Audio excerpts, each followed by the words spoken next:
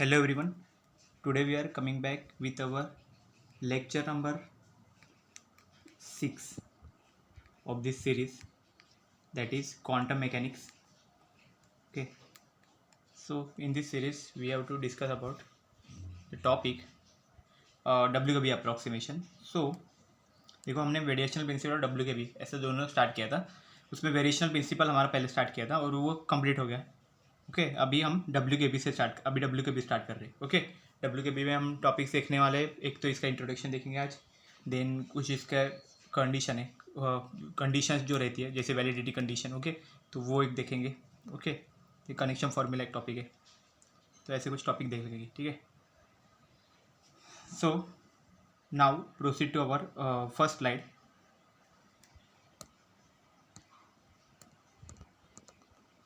तो देखो WKB approximation introduction. Okay तो WKB वर्ड आया कहाँ से? ओके इसको ऐसा नाम क्यों दिया WKB? तो क्या WKB का एक फुल फॉर्म है. फुल फॉर्म क्या है? वेंजेल, क्रैमर्स एंड ब्रिलॉन. ओके लेकिन ऐसा बोला नहीं जाता, कोई भी WKB ही बोलते. क्यों बोलते? क्योंकि 3 साइंटिस्ट के नाम पे, वेंजेल, क्रैमर्स एंड ब्रिलॉन, जिन्होंने ये अप्रोक्सीमेशन मेथड एक्चुअली आगे पुट फॉरवर्ड की. ओके आगे जिन्होंने चलाया पूरा. ओके जिस पे स्टडी जो किया जिसने, वो ये 3 साइंटिस्ट थे. ओके और ये अप्रोक्सीमेशन मतलब क्या रहता है कि इसमें अप्रोक्सीमेट वैल्यूज आएंगी. ओके अप्रोक्सीमेटली उसका आंसर आएगा. ओके इस मेथड की वजह से. और ये कब जरूरत पड़ती है? अगर हमने देखा था पर्टर्बेशन थ्योरी जो थी वो कब यूज़ होती है? अगर हमारे पास एक सिस्टम की अगर नॉन वैल्यू है, ओके देन उसमें कुछ छोटा सा पर्टर्बेशन आ गया, मतलब कोई ऐसा डिस्टर्बेंस आ गया, तो हम वो फाइंड कर सकते हैं नॉन वैल्यू से. लेकिन अगर वो नॉन वैल्यू भी हमें नहीं मालूम है, ओके वैल्यू है ही नहीं हमारे पास, सब अननोन ही है. ओके तो फिर वहाँ पे हमें ये अप्रोक्सीमेशन मेथड्स यूज़ करनी पड़ती है. जैसे वेरिएशनल प्रिंसिपल एक हो गया, वेरिएशनल मेथड जो हमने देखा वो, और ये WKB. ओके तो वही चीज़ है, इसी को बोल दिया जाता है अप्रोक्सीमेशन मेथड्स.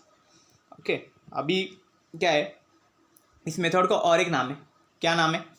सेमी क्लासिकल या फिर क्वासी क्लासिकल. तो क्यों बोला जाता है ऐसा सेमी क्लासिकल, मतलब हाफ क्लासिकल ऐसा? क्योंकि ये मेथड ना एक्चुअली डील कहाँ पे करती है कि जहाँ पे ऐसी सिचुएशन है कि वहाँ पे एच क्रॉस की वैल्यू बहुत कम है मतलब वेरी स्मॉल. ओके इस H cross value is very small. Okay तो ऐसी जो सिचुएशन होती है ये एक्चुअली क्लासिकल मैकेनिक्स में होती है. क्लासिकल ये में एक सिचुएशन आती है, इसलिए यहाँ पे इसको क्या बोला जाता है? सेमी क्लासिकल भी बोला जाता है. ओके एक्चुअली क्वांटम मैकेनिक्स का कंसेप्ट है, बट ये क्लासिकल का भी थोड़ा बहुत काम कर रहा है, इसलिए सेमी क्लासिकल बोला जाता है. ओके एंड द मेथड, ये जो मेथड है ये कहाँ पे यूजफुल है? Okay for the problems. Okay only to the problems in one dimension के जो प्रॉब्लम है उसमें, और एक है कि जो बाकी के भी है प्रॉब्लम्स, ओके जो रिड्यूस करके अगर वन डायमेंशन में हम ला सकते. ओके तो वहाँ पे भी ये यूजफुल है. Okay so this method is suited only to the problems in one dimension और to the problems which can be reduce to one dimensional form. Okay ऐसा है. नेक्स्ट देखते हैं.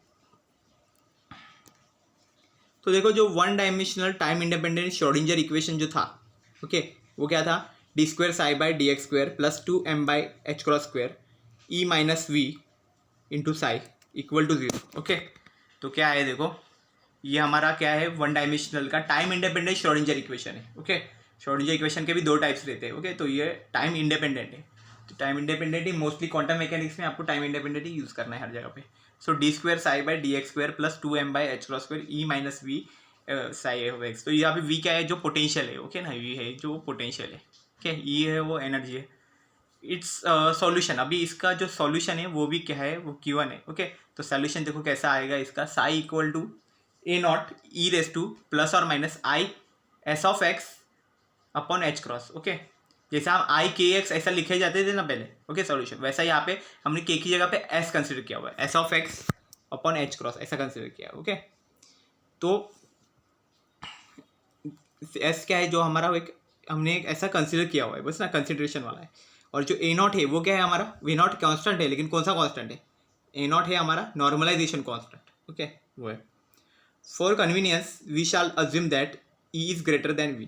तो ये क्या हुआ? यहाँ पे देखो i की जो साइन है यहाँ पे प्लस और माइनस दोनों है. ओके और ये प्लस और माइनस कब होता है? ऐसा e = v कंसिडरेशन में, जब हमारी जो हम एनर्जी है ओके पार्टिकल की वो और पोटेंशियल एनर्जी दोनों अगर सेम होंगे तो उस कंडीशन में सिर्फ प्लस और माइनस दोनों साइन ऐसे देते हैं। बट इससे सॉल्व करने में आगे बहुत प्रॉब्लम हो सकता है। ओके, इसलिए हमने हमारे कन्वीनियंस के लिए क्या किया है, यहाँ पे ऐसे अज्यूम कर लिया है कि एनर्जी है वो पोटेंशियल से ज़्यादा है। Okay, energy is greater than potential means E is greater than V of x. Okay, so we can write equation 2s। तो इसलिए हम ये जो इक्वेशन 2 है वेव फंक्शन का सॉल्यूशन है उसका, वो कैसे लिख सकते हैं हम, psi is equal to A into E raise to I by H cross S of x. Okay, ये आया, देखो सिंपल फॉर्म में आ गया, पॉजिटिव साइन आ गया उसको। ओके, क्योंकि ई ग्रेटर देन वी हमने कंसिडर कर दिया है। अभी नेक्स्ट देखते हैं, देखो इक्वेशन 3 कर दिया इसको। अभी क्या करना है, ये इक्वेशन जो 3 था उसको इक्वेशन 1 में पुट कर दो। मतलब ये जो इक्वेशन था ओके साई का, ओके ये इक्वेशन, इसे हम इक्वेशन 1 में पुट करते। ओके, नेक्स्ट देखो, जैसे ही उसको पुट करेंगे वहाँ पे हमें सॉल्व करना पड़ेगा। तो यहाँ पे देखो D square psi by D X square था, साई की जगह पे हमने ये लिख दिया A naught E raise to I by H cross S of x. Okay, plus 2m by H cross E minus V into psi, psi की जगह पे वापस ये लिख दिया। Okay, A naught E raise to I by H cross S of x. Okay, equal to 0 लिख दिया। अभी क्या करना है, यहाँ पे डबल डेरिवेटिव है, डबल डेरिवेटिव सॉल्व करना पड़ेगा ये, इस टर्म का डबल डेरिवेटिव। तो ए नॉट जो है वो तो हम कॉमन निकाल सकते हैं क्योंकि वो कांस्टेंट है, तो बाहर निकाल दिया। यहाँ पे ए नॉट मैंने बाहर निकाल दिया, इसका भी ए नॉट मैंने बाहर निकाल दिया। दोनों टर्म का जो ए नॉट है उसको हम डायरेक्ट कॉमन निकाल के दूसरे साइड भेज देंगे तो 0 हो जाएगा। इसलिए मैंने नेक्स्ट स्टेप में ए नॉट लिखने की ज़रूरत नहीं है। ओके, तो यहाँ पे भी ए नॉट गलती से आ गया होगा, ये ए नॉट कंसिडर मत करो। ठीक है, then D by D x, D by D X का देखो कैसा। अभी देखो फर्स्ट डेरिवेटिव हमने ले लिया, देखो ये टर्म का फर्स्ट डेरिवेटिव क्या आएगा, आई बाई एच क्रॉस आगे आएगा। देन एस का भी डेरिवेटिव लेना पड़ेगा क्योंकि एस भी क्या है, एक्स पे डिपेंडेंट है, इसलिए एस का डेरिवेटिव क्या आएगा, D S of X upon D X. Okay, then जो हमारी जो एक्सपोनेंशियल की टर्म थी वो एज इट इज़ आ जाएगी, I by H cross S of X. मतलब ये एक्सपोनेंशियल वाला इंटीग्रेशन आपको मालूम ही होगा। देखो कैसा रहता है कि पहले तो एक्सपोनेंशियल एज इट इज़ आ जाएगा, देन एक्सपोनेंशियल के पावर में क्या लिखा हुआ है, अगर वो जो कांस्टेंट टर्म है उसको पहले आगे ले लो, तो कांस्टेंट टर्म ये आगे कौन लिया। देन एक एक्स पे डिपेंडेंट भी टर्म है हमारे पास, वो एस है, तो एस का भी डेरिवेटिव हमें निकालना पड़ेगा। अगर वो डिपेंडेंट है तो एक्स का डेरिवेटिव डिपेंडेंट है, इसलिए D S of x by D x लिख दिया। ओके, ये हो गया। यहाँ पे तो सब जैसा है वैसा ही रहेगा, कुछ चेंज नहीं सेकंड में। अभी देखो यहाँ पे और एक डेरिवेटिव निकालना है इस ब्रैकेट का। ब्रैकेट में क्या है, आई बाई एच क्रॉस कॉमन है, कांस्टेंट है, उसको पहले बाहर निकाल दो, ब्रैकेट के बाहर लिख दिया। बाकी की जो टर्म है उसका डेरिवेटिव लेना पड़ेगा हमें। तो डेरिवेटिव कैसा लेंगे, U into V rule use करना पड़ेगा क्योंकि यहाँ पे भी एक्स डिपेंडेंट है, यहाँ पे भी एक्स डिपेंडेंट है। ओके, तो पहले जो D S by D x है उसका डेरिवेटिव ले लो और दूसरी टर्म एज इट इज रख दो, तो D square S by D X square है। ओके, ये डेरिवेटिव आ गया। नेक्स्ट टर्म जो एक्सपोनेंशियल थी वो एज इट इज रख दी। देन प्लस, देन क्या किया, देखो यहाँ पे अगेन डेरिवेटिव है S of x upon D S by D x, ये एज इट इज रख दिया। अभी ये एज इट इज रख दिया और जो ई रेस टू वाली टर्म है ना उसका डेरिवेटिव ले लिया, तो E raise to as it is आ जाएगा। Then I by H cross constant इसलिए, और D S by D X ऐसा आ जाएगा। और इक्वल टू में क्या आ जाएगा, okay, equal to minus of 2m by H cross square. देखो यहाँ पे मैं स्मॉल सा माइनस नीचे लिखा हुआ है मैंने, लेकिन वो माइनस है। ओके ना, 2m by H cross square E minus V of x. Okay, ऐसा आ जाएगा। अभी नेक्स्ट क्या करने वाले हैं हम लोग, देखो यहाँ पे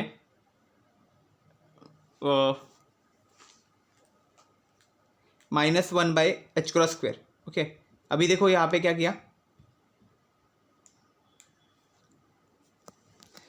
देखो आई एच क्रॉस, अभी क्या करेंगे, इसको मल्टीप्लाई कर दे, आई एच क्रॉस को ब्रैकेट के अंदर भेज देंगे। ब्रैकेट के अंदर भेज देंगे तो क्या होगा, देखो ये जो सेकंड टर्म है मैंने इसको पहले आगे लिया है, तो क्या किया, D S by D x 2 बार है तो उसका होल स्क्वायर लिख दिया है।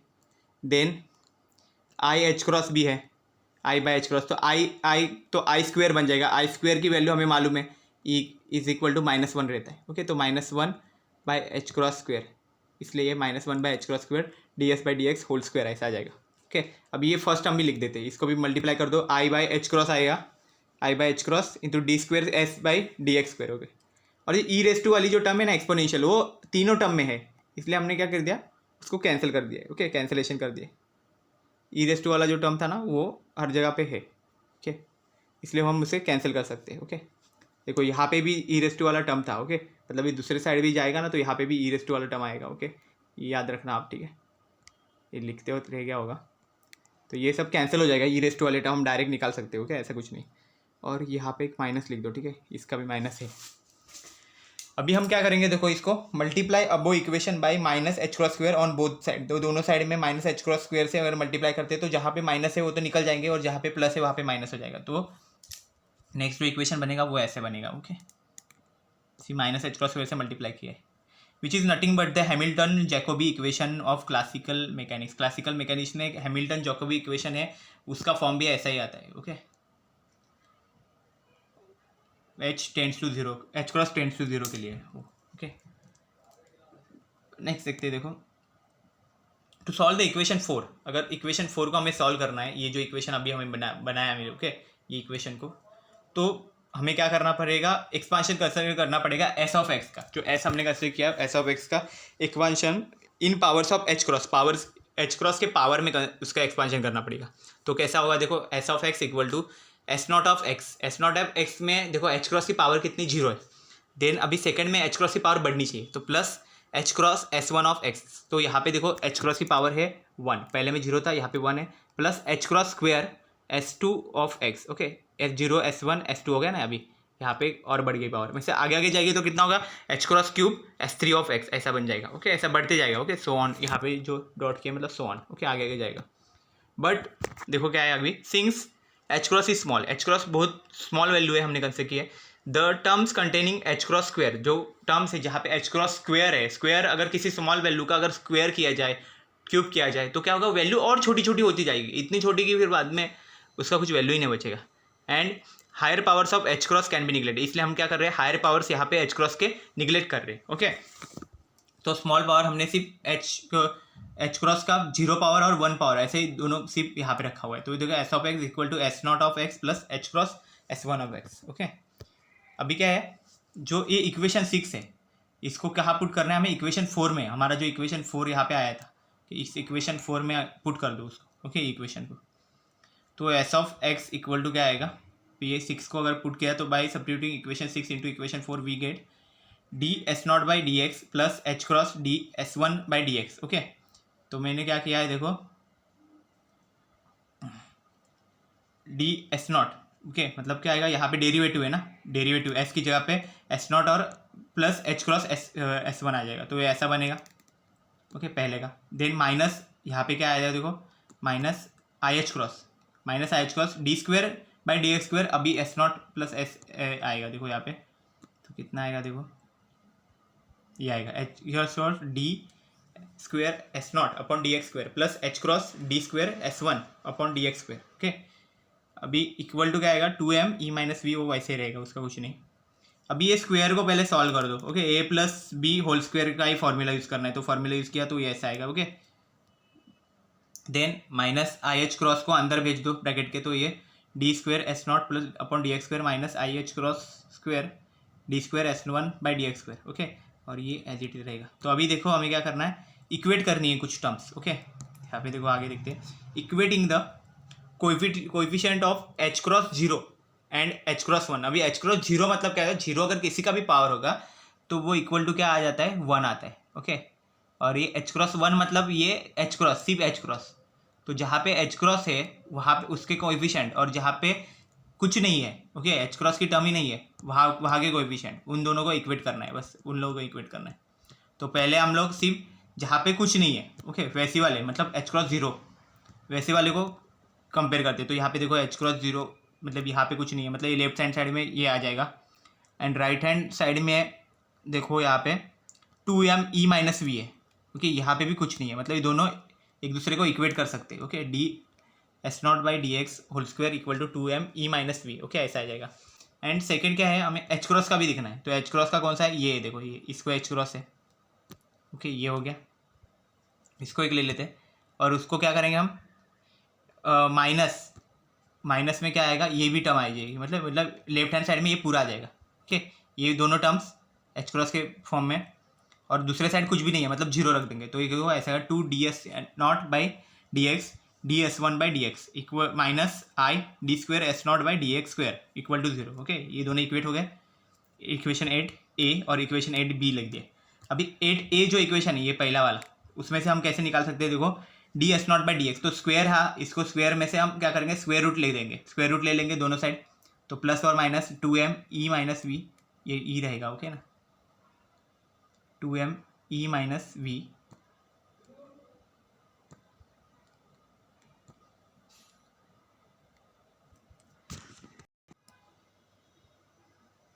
अभी देखो 8a को क्या किया हमने, यहाँ पे स्क्वायर रूट ले लिया पहला इसका पूरा, ओके।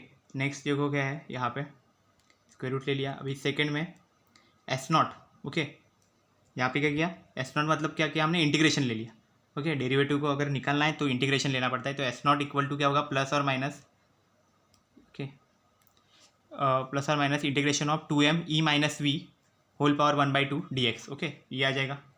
तो ये 9a लिख दिया हमने इसको, ओके, सिर्फ इंटीग्रेशन ऐसे लिखा हुआ है साइन, ओके, सॉल्व नहीं किया। 8b का क्या आएगा, देखो ये 8b है, तो यहाँ पे ds1/dx को एक साइड ले दो, बाकी सबको इधर दे दो। तो ये पहले टर्म को तो पहले ये भेज दो दूसरी साइड, तो यहाँ पे अगर हम भेजते ये पॉजिटिव हो जाएगा। देन क्या होगा, ये जो टर्म है पूरा इसको नीचे से यहाँ पे डिनोमिनेटर में लिख देना है, तो वही चीज़ देखो यहाँ पे मैंने की है, ओके। देन क्या होगा, ds0/dx यहाँ पे आएगा, और यहाँ पे d2s0/dx², तो ये d² जो है, ओके, तो ये चीज़ को हम ऐसे लिख सकते हैं, okay, d/dx of ln of ds0/dx, okay. तो एक ऐसा है, देखो आपको अगर इसको देखना है अगर ये बराबर है कि नहीं, तो कैसा, सिर्फ इसका डेरिवेटिव निकालो, log ऑफ ds0/dx का डेरिवेटिव क्या आएगा, 1/ds0/dx ऐसा आ जाएगा, इंटू फिर क्या आएगा, अभी ये ds0/dx है, इसका डेरिवेटिव भी निकालना पड़ेगा, क्योंकि हमने पहले का क्या, सिर्फ ब्लॉक का डेरिवेटिव था, वो जो नीचे आया वो, अभी ds0/dx इसका डेरिवेटिव क्या आएगा, d2s0/dx², ओके। तो ये ऐसे टीम आ जाएगी, ओके। तो इस तरह से बराबर है, ऐसा हम बोल सकते हैं। नेक्स्ट देखो इंटीग्रेट करना है, अभी इसी टर्म को अभी इंटीग्रेट करना है, मतलब क्या है, यहाँ पे s1 आ जाएगा लेफ्ट हैंड साइड पे, और दूसरी साइड इंटीग्रेशन, मतलब ये इंटीग्रेशन आएगा, मतलब क्या होगा, ये डेरिवेटिव हट जाएगा, ये डेरिवेटिव हट जाएगा, तो क्या बनेगा, बचेगा यहाँ पे s1 equal to i/2 ln of log of ds0/dx, okay, ये आ जाएगा। और उसमें क्या करेंगे हम, अभी ये जो है i/2 i तो बाहर रखेंगे, 1/2 लॉग के आगे अगर 1/2 है तो हम उसको पावर में लेके जा सकते हैं, तो इसलिए यहाँ पे हमने ये पावर में लेके गए, s1 equal to i log of ln of ds0/dx whole power 1/2, okay, ये चीज़ हो गई यहाँ पे। अभी क्या कर रहे हैं, नोट दैट इन इक्वेशन 9, जो हमारा इक्वेशन 9 है, मतलब ए और बी दोनों भी equations, okay, so no constants of integration have been introduce as they only affect the normalisation. हमने इंटीग्रेशन तो किया, लेकिन ये इंटीग्रेशन में हमने कोई भी एक कांस्टेंट नहीं, यहाँ पे कांस्टेंट ऑफ इंटीग्रेशन नहीं ऐड किया, वो ऐड किया जाता है बट यहाँ पे हमने नहीं किया। क्यों नहीं किया, तो उसका रीज़न बताया गया है कि because they only affect normalisation, वो सिर्फ नॉर्मलाइजेशन को अफेक्ट करते हैं, बाकी कुछ उसको अफेक्ट नहीं करेगा, ओके, इसलिए हमने यहाँ पे नहीं कंसिडर किया। बट एक्चुअल जब आप एग्जाम्पल सॉल्व करते हो तभी आपको कांस्टेंट ऑफ इंटीग्रेशन वहाँ पे ऐड करना पड़ता है, ओके, इंटीग्रेशन कोई भी करोगे तभी। Substituting for S of x from equation 6 into equation 3, ये डेरिवेशन है इसलिए यहाँ पे नहीं किया, तो इतना प्रॉब्लम नहीं है, बट आप जब एक्चुअल एग्जाम्पल सॉल्व कर रहे हैं तो इंटीग्रेशन में कांस्टेंट लगता है। Substituting for S of x from equation 6 into equation 3, अभी इस इक्वेशन 6 में जो एस ऑफ एक्स था, ओके, उसके लिए इक्वेशन 3 में वो पुट करना है हमें। इक्वेशन 6 में देखो ये एस ऑफ एक्स हमने निकाला था, ओके, कंसिडर किया था ये, तो इसको हमें इक्वेशन 3 में हमें पुट करना है। इक्वेशन 3 देखो हमारा ये था, मतलब साई का इक्वेशन हमारा जो था, सॉल्यूशन जो था उसमें हमें पुट करना है। तो ये देखो क्या आएगा, तो ये साई की जगह पे, साई ऐसा था ना, a0 into E raise to i s of x h cross, तो एस की जगह पे देखो s0 plus H cross upon s1 के, तभी एच क्रॉस से डिवाइड कर दो दोनों को भी, ये टर्म को, तो क्या होगा, आई s0/h आएगा, और ये h क्रॉस कैंसिल हो जाएगा, तो मतलब i s1 आएगा। तो ई को देखो ऐसे सेपरेट सेपरेट आप दे सकते हो, ये प्लस साइन है ना, तो E raise to I s1 into E raise to I s0/h, okay, ऐसा आएगा। तो इसलिए साइन क्या, कैसे साइन नॉट का कैसे लिख सकते हैं हम लोग, a0 upon e raise to, okay, minus i s1 e raise to i s0 upon h cross, okay, ये भी चीज़ आ जाएगी।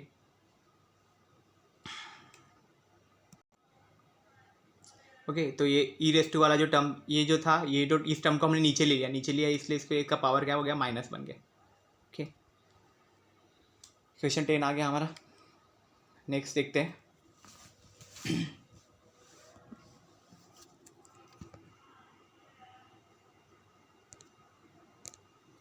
अभी देखो क्या है, जो क्लासिकल रीजन है मोशन का, in the classical region of motion, जहाँ पे ई माइनस वी जो है, जो हमेशा पॉजिटिव आता है, ओके। पोटेंशियल, अगर हम मतलब टोटल एनर्जी में से अगर पोटेंशियल एनर्जी को माइनस करते तो हमेशा पॉजिटिव आता है, ओके, क्लासिकल रीजन मोशन के, क्योंकि वहाँ पे काइनेटिक एनर्जी ज़्यादा रहेगी, is everywhere non negative, okay. The P of x be the momentum of particle, okay. जो हमारा ये है मोमेंटम है, वो हमने पी ऑफ एक्स कंसिडर किया यहाँ पे आगे, और उसकी वैल्यू है 2m e-v whole power 1/2 equal to p of x, okay. ये हमारी जो 2m e-v होल पावर 1/2 जो जहाँ कहीं पे भी आएगा तो वहाँ पे हम पी ऑफ एक्स पुट करेंगे, ओके। हैविंग मास m, वहाँ पे मास हमारा m है और एक्स डायरेक्शन में वो एक्चुअली मूव कर रहा है, हमारा पार्टिकल जो है वो एक्स डायरेक्शन में मूव कर रहा है, हैविंग मास m, ओके। उसका मोमेंटम हमने पी ऑफ एक्स कंसिडर किया हुआ है। अभी जो सॉल्यूशन था equation 10, okay, using in equation 9, okay, equation 9 को यूज़ करके जो हमारा सॉल्यूशन बन रहा था इक्वेशन 10 का, तो इसको अगर हम S1 की जो वैल्यूज़ है, S1 की और S0 की वैल्यूज है इक्वेशन 9 में जो है, वो अगर यहाँ पे पुट करते हम, ओके, और इसको अगर हम सॉल्व करते, ओके, जहाँ पे ये जो वैल्यूज़ आएंगी, ओके, 2m e-v आएगा, वहाँ पे p अगर हम कंसिडर करते तो वहाँ पे हमारा आंसर कितना आएगा, देखो ये S0 की जगह पे ये ऐसा वैल्यू है, तो यहाँ पे पूरा p हम कंसिडर करते, integration of p of x whole power 1/2 ऐसा भी कंसिडर कर सकते हैं, ओके। तो अगर सॉल्व करते हैं तो वो कितना आ सकता है हमारा, a इंटू, देखो p power -1/2 e raise to plus और minus i/h cross integration of over x p of x d x prime, okay, ये आएगा। देन ये आ गया हमारा equation. Then the most general, अभी यहाँ पे कैसा प्लस और माइनस वाला है, द मोस्ट जनरल सॉल्यूशन और डब्ल्यू के भी wave function, okay, in the said region would be given by, तो सेड रीजन हमारा क्या था, ई ग्रेटर देन वी हमने कंसिडर किया था, तो वहाँ पे कैसा आना चाहिए वो, ये 1 p power -1/2 e raise to i/h cross integration over x d x p of x prime d x prime, okay, p of and plus b1 p power -1/2 e raise to -i/h cross integration over x p of x prime d x prime, okay. तो e greater than v था ये, बस क्या किया है, बस powers में changes है, देखो यहाँ पे प्लस है, यहाँ पे माइनस वाला है, ओके, बस कांस्टेंट हमने a1 b1 ये आर्बिट्रेरी कांस्टेंट यहाँ पे दे दी, okay. So this is the condition, okay. So this is the total integration of the WKB approximation. I hope you have understand. Thank you very much.